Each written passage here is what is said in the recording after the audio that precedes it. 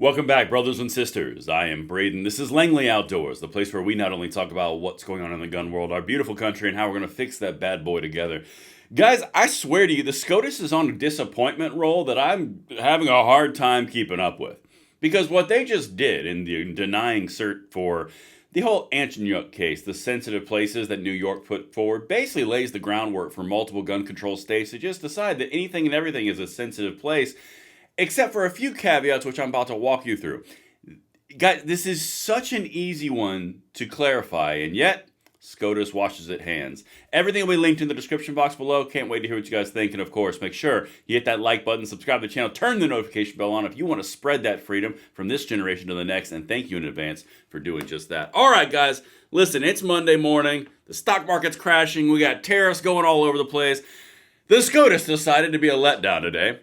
What they just did, and I'm going to show you the actual post on X. By the way, you can follow me at BradenLOA. This is from Gun Owners Foundation. Breaking.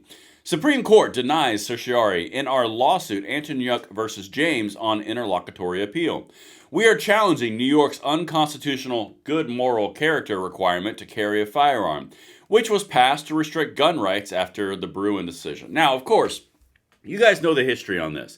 The Bruen decision was passed, and so all the gun controllers made Bruen response bills, and they got basically some judges to say it was perfectly fine in the far left circuits of the country. And now they can do good moral character research on people, decide if they get carry permits, and then if they do get those, they can only take them in certain places, not other places, because they're considered sensitive.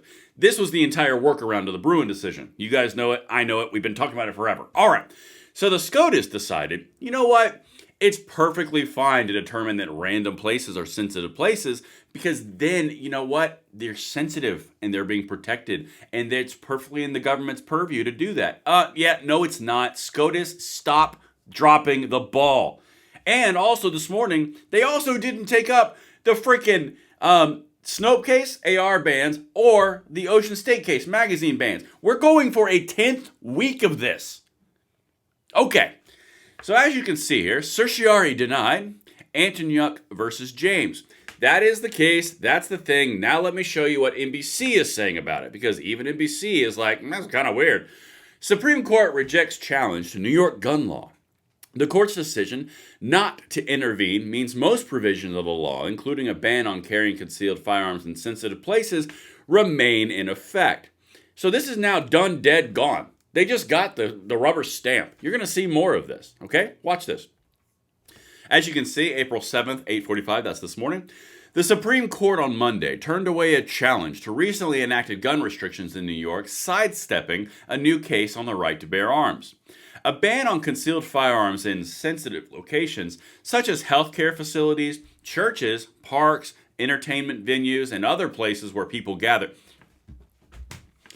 Other places where people gather? SCOTUS, you can't find a problem with that? Okay. It remains in effect. So does a provision that requires gun owners to show good moral character to obtain concealed carry licenses. Hey, here's a fun little game.